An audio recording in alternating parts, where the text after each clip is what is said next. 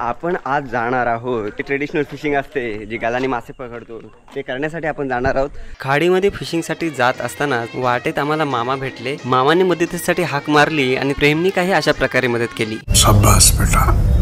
खरबा नावाचा मासा पकडण्यासाठी आमची नेहमीची ठरलेली जागा आणि कोलबी काढण्यासाठी आम्ही पोहोचलो खाडीकडे। रमेश आणि माझ्या अर्ध्या तासाच्या मेहनतीनंतर आम्हाला गळाने मासे पकडण्यासाठी काही एवढी कोलंबी भेटली। तिथून आम्ही पोहोचलो आमच्या लोकेशनकडे। बऱ्याच दिवसांनी फिशिंगसाठी आलो होतो म्हणून की काय मासे गळाला लागण्याचं नावच घेत नव्हते। मासे लागायला लागले तर त्यांची साईज बघून वाटायला लागलं तू समझा?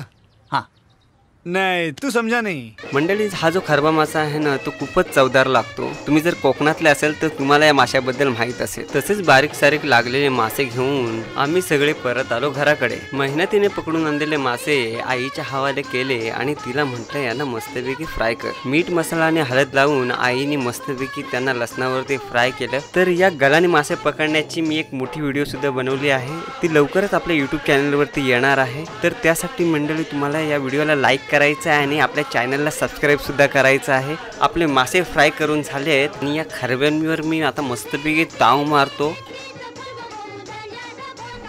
सुपर।